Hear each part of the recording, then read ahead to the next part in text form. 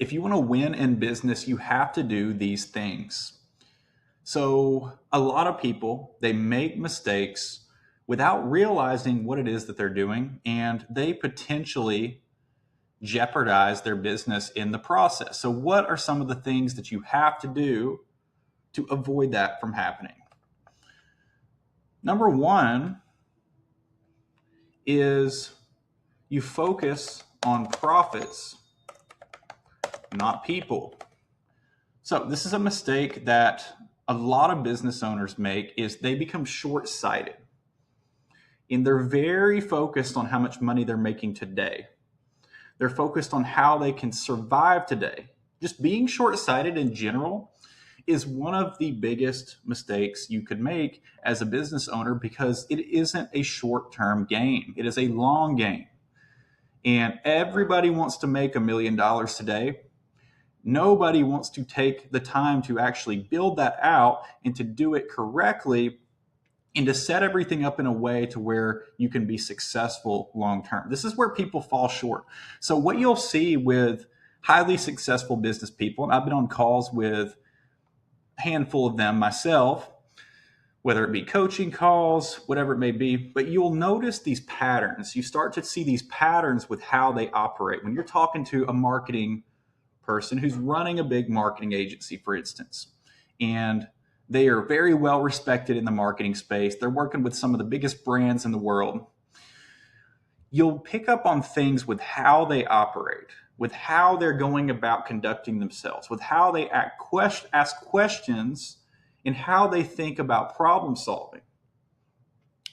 And you'll notice things, if you really start to pay attention to how they operate their business, with how they are treating the people in their business. Generally speaking, if they are successful, not always, but generally speaking, they treat their employees very well. They aren't using their employees. They aren't being rude to their employees. They aren't trying to take advantage of their employees. They probably pay them very well. Generally speaking, in a successful company, they're going to pay their employees at least market rate for whatever they're doing, if not well above market rate, even in some cases. So they treat their employees very well. They are taking the time to build them as employees, to give them the tools they need to be successful. So in other words, they're not going to hire a marketing guy who, let's say, for example, doesn't have a lot of experience, and they're not going to give them the training that they need to be good at that job. They're going to already have systems in place that they have taken the time to build out, or they've worked with people to build out, so that that employee can be successful. They're going to already have an environment set up so they can be successful. So a lot of this comes down to new business owners, from what I've seen. They are very focused on short term.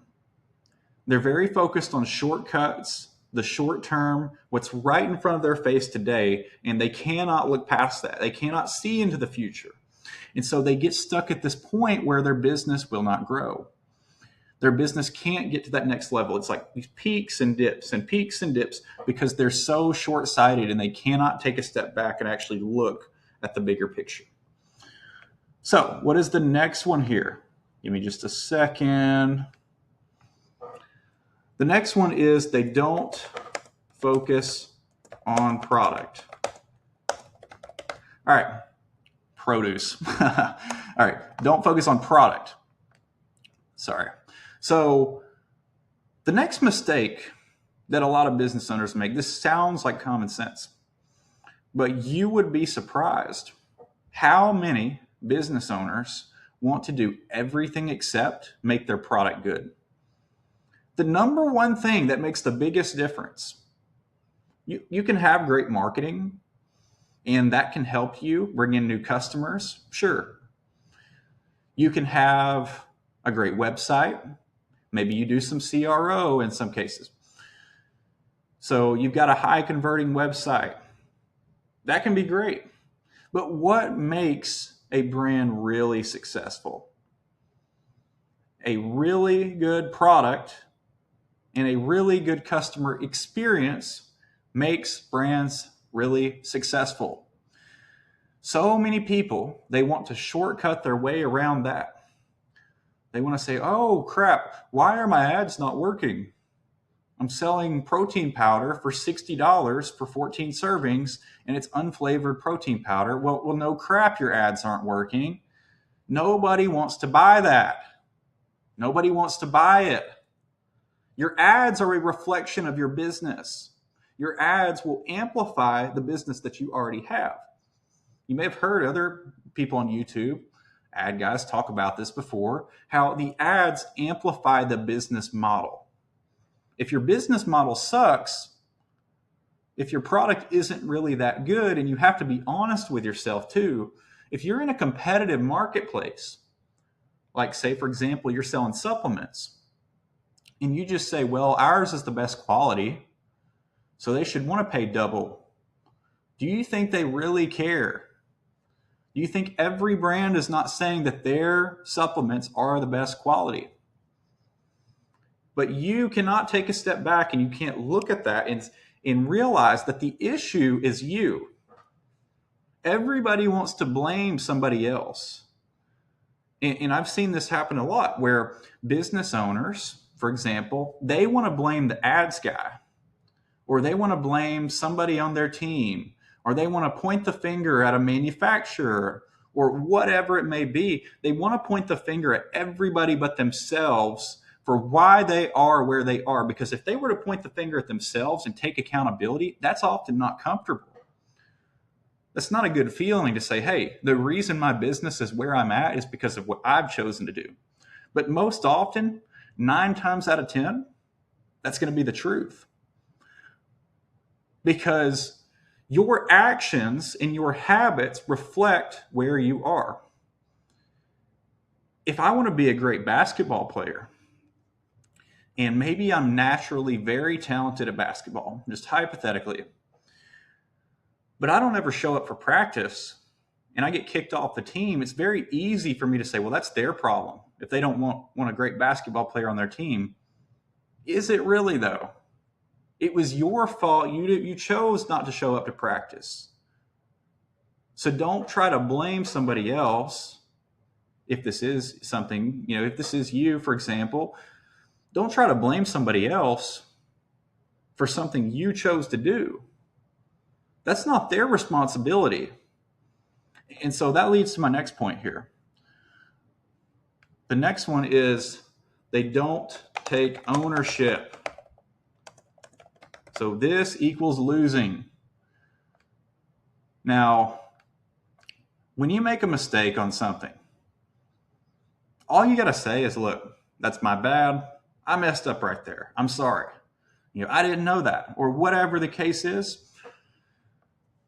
People who lose and people who struggle, from what I've seen in the business world, oftentimes they avoid accountability. They try to deflect that accountability onto somebody else. They say, well, my business isn't the way it is because my marketing team messed up, or my business isn't the way it is because of how the economy is, and it's just everybody else's fault except for my own. And they want to point the finger at somebody else. And they cannot take a step back and say, I am blaming everybody else except myself for where I am right now. That's a loser mentality. I mean, I'll just be honest with you, and we've all probably done it at some point. I've tried to point the finger at other people, before. So I don't blame you necessarily if you have fallen into this mindset. I'm just telling you that if you stay there and you don't take a step back and start to take some ownership for your life and where you are and the decisions that you are making, you're going to always be mediocre and you won't ever get to the next level. The people who win at a high level that I've seen, they take full accountability. They are constantly focusing on leading. They lead by example. They're pushing themselves on a regular basis. They're very driven. They are oftentimes doing things that are very hard, even outside of work. For example, they may go to the gym and really push themselves, for example. That just could be one example. So they're doing things to push themselves, but they are often very organized. They don't like to mess around. They don't like when people waste their time. They don't like when people don't commit, when they say they're going to do something and then they don't show up, for example. So people who win, they operate at a different level, and they often have friends who operate in that same way as well. So the next one, people who win at a high level, they prioritize the right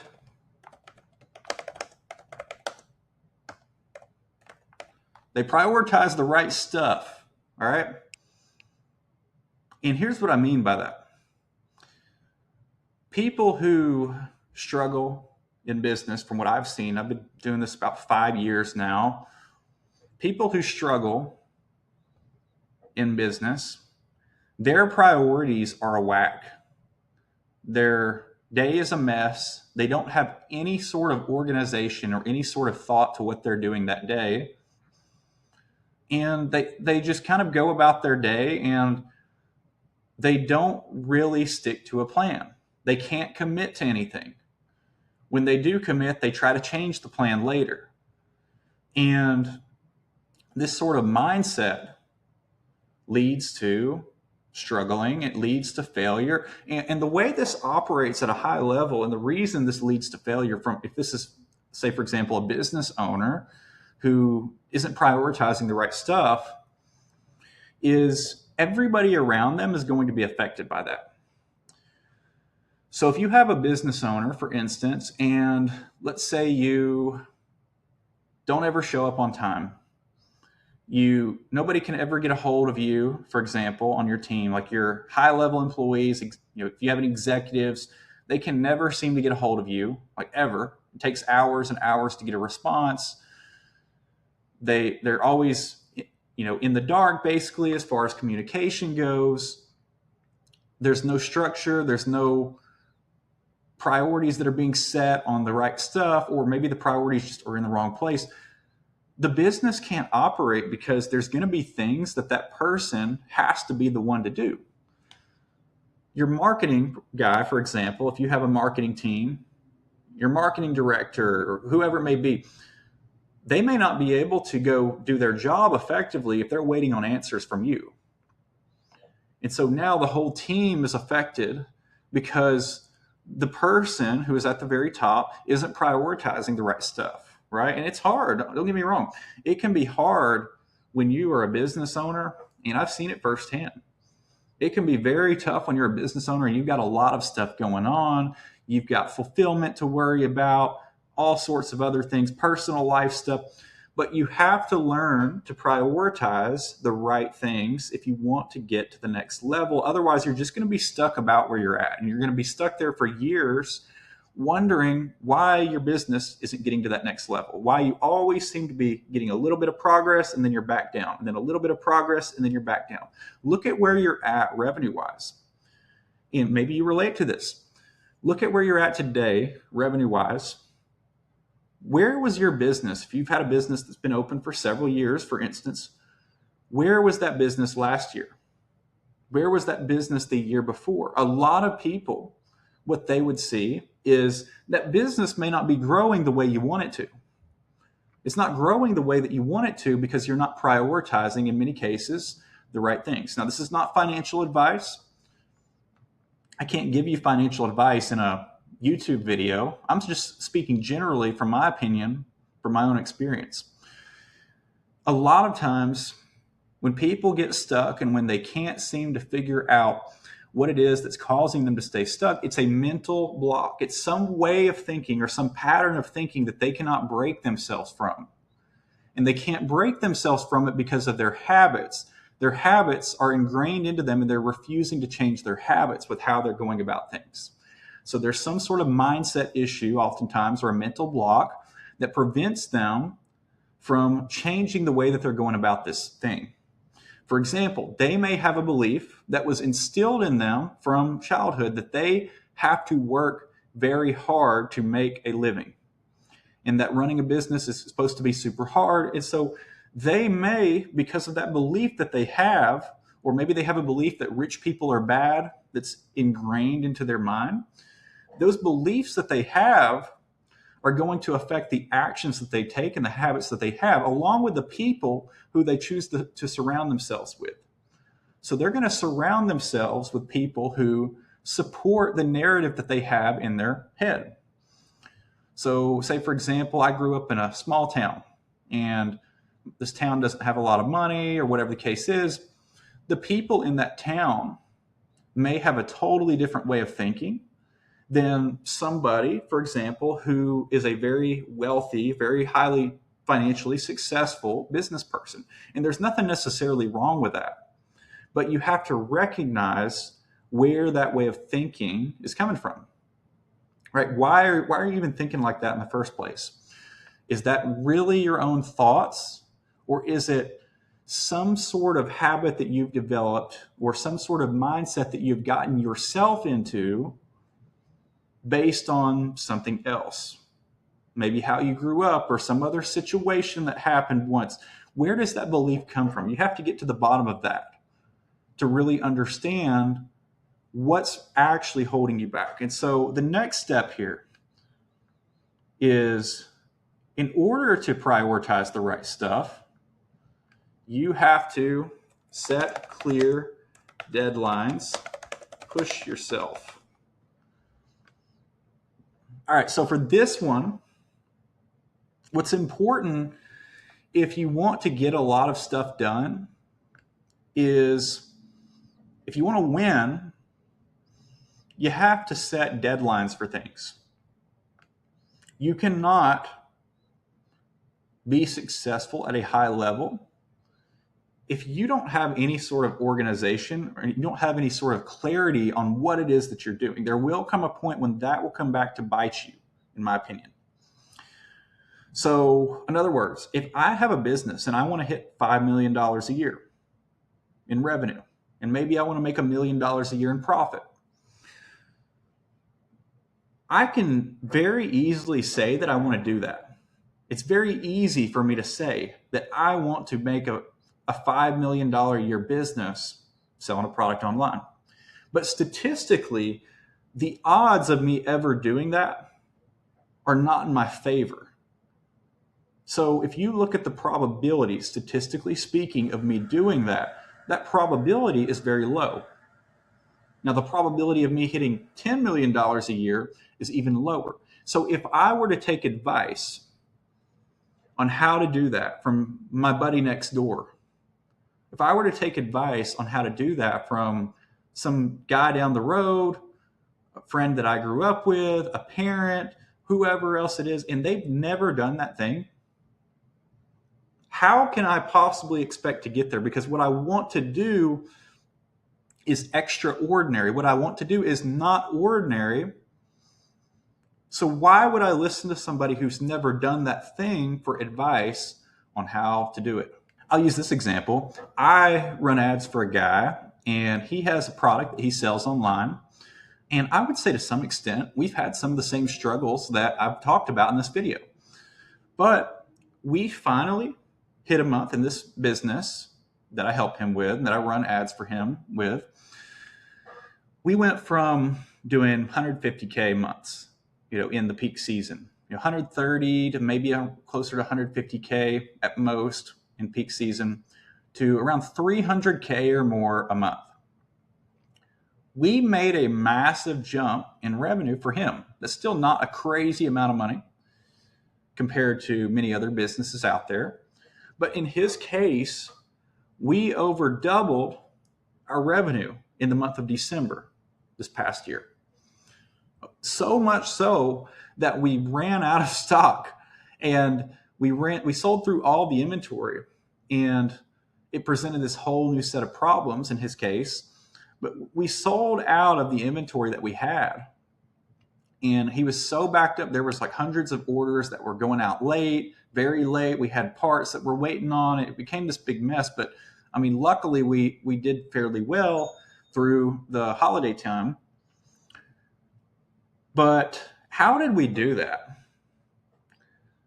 Did we take the advice of random people and what they would think we should do in order to achieve that level of growth? Or did we apply certain principles to what we were doing and invest in the business in order to grow the business? If you want to invest in the business, the first thing is you need to know how to actually model out what it is that you want to do.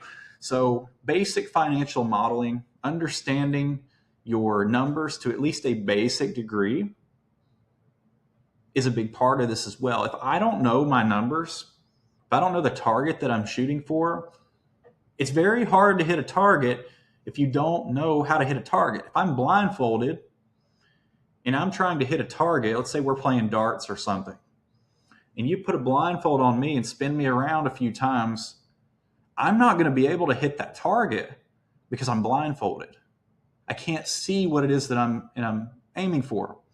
And so the first step is you got to take the blindfold off. You have to be able to see what it is that you are shooting for or aiming for. So in order to do that, you need to understand the basics of how to figure out what your cost is, your acquisition cost is that you're shooting for. Now, ideally, you may have a finance team that can really run these numbers and give you the exact targets that you are shooting for. But even if you're on the marketing side, or whether you are a business owner, you still need to understand the basics, at least, of how to get an idea of what it is you are shooting for. At the very least, understand the basics, understand how to calculate that cost for yourself. And then from there, you can model out and see what you need to do in order to solve problems inside the business, in order to get to where you need to get to and see more success inside the business. If I don't set a target, I'm not going to be able to hit a target. If I don't set goals, if I don't budget things, I'm not going to be able to hit a target, because in e-com especially, if you're running an e-com business, you're often going to have thin margins if you're heavily reliant on ads. Every business is different, but if you are selling a low ticket product and your average order value is, let's say, for example, less than $100, and you're running ads and maybe your MER, for example, is around a 3,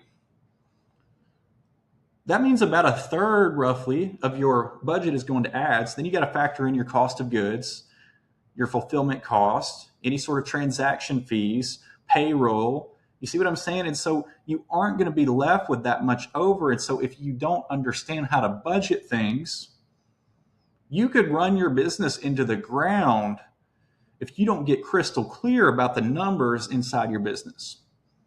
If you don't understand the numbers inside your business, how the hell can you expect somebody else to? So this goes back to the prioritizing the right stuff. If you're the business owner especially, your first priority has to be to understand the numbers inside your business, and anything to do with the financials, anything to do with managing, anything to do with hiring, anything to do with recruiting, even sales, really. I'm not a salesman myself, but anything to do with sales, you have to understand at the very least the basics of the stuff inside the business so that the business can function. And you have to be prioritizing the right stuff throughout the day. I'll use an example a mentor shared with me. I was on a call with a guy I work with, and we're on a call with a fairly well-known marketing guy. And he was giving some advice mainly to do with like time management and high-level business stuff for this guy. And he told him, he said, you have in business, basically, you have your rocks, you have your pebbles, and you have sand. If you've ever seen the old Sunday school example that they give you, you'll know what I'm talking about. But he said, you have your rocks, your pebbles, and your sand. If you put the sand in first, what he was saying is, you put the sand in first, you aren't going to have room for the rocks or the pebbles. But if you put the rocks in first, the biggest things, if you do those first, And so those get done first. You take your biggest, highest impact things inside the business and you do those first. Then you do the pebbles. Then you do the sand. Now you can fit everything into one day. But when you don't do the big things first, then you don't have time for the other stuff. There's no room for the other stuff because your priorities are in the wrong place, basically, is what he was saying. So one of the most important things as a business owner to understand is, what are your rocks? What are the things that you have to do first? The things that you need to get done first before you do anything else. And there may be a couple things, and in a lot of people it may be content, it may be ads, it may be something to do with business management or finances or a new product drop. And then your pebbles may be other stuff to do with operations, maybe, for example, fulfillment. And then your sand may be things like customer service or other things that could potentially wait and aren't necessarily super important, that they have to get done before everything else.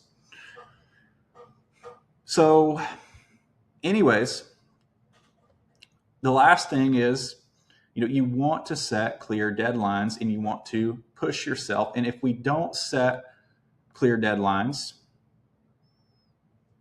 then what tends to happen is we tend to, as human beings, push stuff off. We tend to not prioritize the right stuff if we don't adhere to and we don't set clear deadlines. If we don't have a plan and we don't adhere to and abide by that plan for what it is that we're doing, we tend to fail, because it is in our nature to do what is easiest and to do what is most comfortable. And so if we don't set a real target for something, if we don't set a clear deadline, all of a sudden we're relying on emotions to make decisions. Emotions should not be making decisions when it comes to business, generally speaking. I can tell you from experience, and I've seen this firsthand as someone who's helped start an e-com business. The worst mistakes that I've seen that have been the most costly mistakes, where we look back and you're like, oh my gosh, if we had just done this a little bit differently, if we had just left this manufacturer earlier, if we had just let this whoever go earlier, stop working with this agency, whatever the case is. The worst mistakes tend to be the ones that are emotional decisions. And it's because we're flawed. We're human beings and we tend to rely on our emotions. And so that's why you really have to set rules about certain things and you have to adhere by those rules. For example, if you get burned by a manufacturer, don't keep going back to that same manufacturer, right? If they burned you and they shorted you and they're refusing to compromise, or they messed up your order and they're not helping you, don't keep ordering from them unless, if you're not changing anything. That's not smart to keep doing that. And the longer, what'll happen is, or say, for example, somebody stole something. Maybe, for example, somebody at your shop, they stole something out of your shop and you caught them stealing, and it was, you caught them red-handed, and you give them grace and you let them stay there after they've stolen from you. That wasn't the first time that they stole. That was the first time they got caught. And so, and I would just about bet that, so you have to take the emotion out for a second. If you're faced with a tough decision, take the emotion out and ask yourself from there, what would you do in that case? If you take the emotion out of this decision and say, what would I do? This manufacturer screwed me over. What's the logical thing to do here? Well, probably to find a new manufacturer, but we look for all these reasons not to do that. And we try to look for everything else to do but that thing. Or, hey, my product has these issues. The design, it's costing us extra money, whatever the case is, but I don't know how to redo the design. Well, the logical solution, if you were to look at that, may very well be to put together a plan to fix that issue. But people want to look for every way around that. They want to look for every way around the solution that makes the most sense, because the solution that makes the most sense is something they don't want to do. And I've done this myself too. I've done this all the time where I'll do things in a certain way, and I look at how I did these, whatever it is, and I'm like, this doesn't make any sense. What I'm doing doesn't make any sense. And you have to reframe that sometimes, because we're human beings. You have to look at what you're doing and take a step back and say, if I were an outsider looking at this, would this make any sense with the way that I'm thinking about this? And it can give you that perspective. So anyways, if you guys found this helpful at all, feel free to leave a like below. And by the way, if you have made some of these mistakes, don't feel bad. I know I may sound like I'm being kind of hard on you guys, but trust me, I've made plenty of these mistakes myself. So don't feel bad if you have done some of these things, but you have to recognize them, become self-aware. The very last thing I'll mention here, we'll add one more, is being self-aware. Can't type. So the last thing that you have to do if you want to win is being self-aware. So a lot of times what people do is they start to see a little bit of success and they become full of themselves. They think they are the greatest thing ever. They think they can't learn anything. They think that nobody could possibly teach them anything. And so the people that I've seen with the least money, the people that I've seen who struggle the most, always seem to know the most. They claim that they know everything when they're not making any money. And then the people who are making a lot of money, they act like they don't know anything. And they're always learning from people around them. They're like, wow, how did you do that? Show me how you did that, dude. That's awesome. And it comes from their mindset, because the people who win, they understand this. They understand that they can learn things from people, even if maybe they're below them.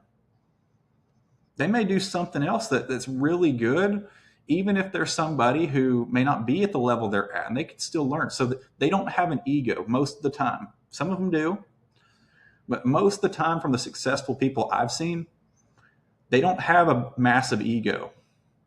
They're always trying to learn from other people. They have a great attitude. They're very positive, generally speaking. And they're very aware of themselves, and they're very aware of what they can learn from the people around them. So if you guys found this helpful, feel free to comment below. Let me know what you want to see next. And make sure to subscribe if you want more videos like this. So peace.